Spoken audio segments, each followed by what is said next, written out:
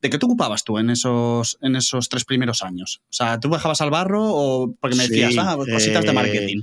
De todo. O sea, los 3 primeros años no hay nadie más. Incluso cuando entraron las 3 personas todavía había que estar encima. Entre otras cosas porque el perfil de las primeras personas de la empresa no es el perfil más senior que te puedes encontrar. Entonces, de lo que me ocupaba era de sacar agua. Del marketing de la empresa, intentar hacerlo lo mejor posible, porque al final no tienes muchos activos donde apalancarte luego para hacer cosas, y entonces pues entraba el perfil de cliente en número y en calidad que puedes tener al principio, de llevar a la gente, de las presentaciones para las ventas, del servicio, etcétera, etcétera. Hombre, orquesta. Sí, totalmente. O sea, al principio, y creo que tiene que ser así. Creo que los jefes de empresas que la han construido desde el barro, creo que somos de una manera diferente de otro tipo de empresa que ya ha nacido con un mínimo de estructura y tal, y no ha tenido la oportunidad de construir la cultura de la empresa como desde el día uno. La verdad, creo que eso se nota. Sí, también yo creo que muchas veces empatizar con a veces ese empleado que empieza de cero y dice, si yo he estado ahí, no te preocupes, sé el marrón que por el que estás pasando, sé esa sensación que tienes, ¿no? Sí. Pero bueno, me ha llamado mucho la atención una cosa que me has dicho y es de, vale, erais 2, de golpe, como a los 3 años, contratas de golpe 3 personas, ¿vale? Entonces, claro, esto me lleva a la pregunta de ¿en qué momento te das cuenta cuando eres 2 y que estás de hombre orquesta, bajando el barro, etcétera, que esto tiene que cambiar, que dices, no puedo más? ¿Qué ocurre en ese tercer año? Hay 2 maneras de decidir cuándo tienes que contratar, creo. 1, cuando tienes mucho trabajo, y 2, cuando tienes mucho dinero. Es decir, tú puedes tener mucho trabajo y decir, oye, no puedo más, necesito a alguien que me eche una mano. O puedes decir, oye, me han entrado 3 clientes que son gordos, que necesitan un servicio, y entonces con el dinero del cliente voy a contratar empleados. El segundo escenario es el bueno, que fue el escenario que nos encontramos nosotros. Conseguimos cerrar el primer cliente grande que tuvimos, que era muchísimo más grande que nosotros, que es un poco como yo mido el tamaño de los clientes respecto a nosotros.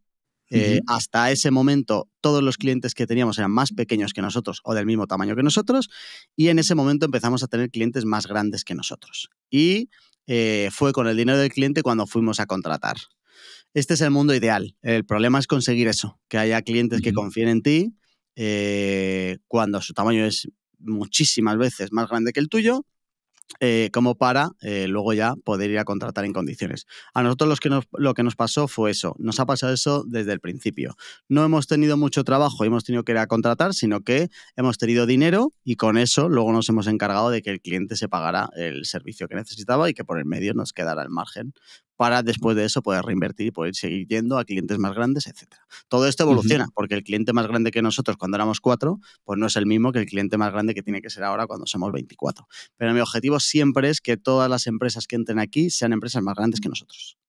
Vale, un buen objetivo, ¿no? De cara a la captación me parece curioso. Vale, en ese momento era de, por mucho que estemos agobiados, ha entrado un cliente gordo que nos da un pulmón muy grande y en lugar de decir, maravilla, pues más dinerito para el mes, para el bolsillo, es de fantástico, lo cojo, lo reinvierto y empezamos a montar equipo porque esto no puede seguir así, ¿no? Porque me interesa también un poco la parte personal, ¿no? Porque siempre hablamos del trabajo, estaba hasta arriba de trabajo. A nivel personal, ¿cómo te sentías tú en aquella época donde solo erais 2 y lo tenías que hacer todo, incluso también en el ámbito más personal, ¿no? Tu familia o tus padres, no sé si en aquella época. La recuerdo con mucho cariño, esa época. A mí siempre me ha gustado mucho mi trabajo. Antes de esto ya me dedicaba a todo este mundo en una agencia y salí más por la necesidad de articular lo que yo quería hacer en un escenario en el que yo pudiera. Y eso en una empresa, cuando no eres el jefe, pues es muy complicado. Entonces, nunca he tenido problemas con echar muchísimas horas. Y al principio lo recuerdo con cariño, sobre todo porque no tuve que sacrificar mucho más. Es decir, le echaba muchas horas, pero eran las horas donde mi entorno dormía. Y entonces no he sacrificado irme un fin de semana con mi novia, que por esa época nos empezamos a conocer, porque yo la conocí en la empresa donde trabajaba antes. No he sacrificado nada con mi familia, no he sacrificado mis cosas personales. Yo he seguido haciendo lo que me gustaba y tal. Lo único que he sacrificado son horas de sueño. Eso sí que ha sido lo que más he sacrificado. Primero, de una manera premeditada, para que me pasara esto, decir, oye, yo quiero levantar una empresa que tenga sentido, que a mí me guste y que nos pueda ir bien. pero no quería sacrificar lo demás. Y entonces estaba a gusto con trabajar por la noche, que además es el momento del día donde más espabilado me encuentro. Eres ave nocturna y conseguiste un equilibrio ahí, ¿no? Sí, yo creo que fue así. Ahora ya no puedo. O sea, ahora ya sí que, claro. O sea, bueno, hace años ya cambié el chip y dije, se acabó. O sea, necesito dormir. Sigo echándole horas. Nunca he tenido que sacrificar mucho. Recuerdo muy pocos sacrificios gordos de decir, oye, tengo que elegir entre la parte profesional y la parte personal. Ni siquiera he separado nunca. No soy una persona que separe lo personal de lo profesional. Que yo tengo una vida en general y me da igual si estoy en un sitio o en otro, porque la parte profesional me gusta mucho más que cosas que no me gustan de la parte personal. O sea, yo prefiero estar trabajando que planchando, por ejemplo. Siempre lo he dicho. De verdad que me gusta mucho más trabajar que hacer cosas personales, entre comillas, pero que no me gustan. Vale, entendido. Y en el momento ya contratas tus 3 primeros empleados, como CEO, ¿cuáles las primeras tareas que decides que tienes que delegar sí o sí y que tienes que dejar de hacer? Las 100% relacionadas con el servicio. Para mí, una agencia, si lo tuviéramos que resumir en un tuit, su modelo de negocio son captación y operaciones. Esto no tiene más. De verdad que montar una agencia, entre comillas, o sea, el cómo se monta una agencia no tiene mucha milonga. A mí ahora me sale un montón de publicidad de gente que te enseña a montar agencias y tal. Captación y operaciones. ¿Cómo vas a llegar a los clientes que a ti te interesen y cómo te vas a encargar de darles el servicio para ganar dinero? Porque la captación te genera facturación, pero son las operaciones las que te generan beneficios. Entonces no hay más. Yo lo que hice fue delegar la parte de operaciones. Y entonces, antes, las horas que yo le metía a entregar el servicio, a lo que es el delivery puro, eso fue lo primero que delegué. Y si mi precio hora costaba 1.000, el precio hora de quien contrataba costaría 40, me lo invento, y entonces le ganaba la rentabilidad que yo necesitaba y eso me iba a permitir escalar al siguiente nivel.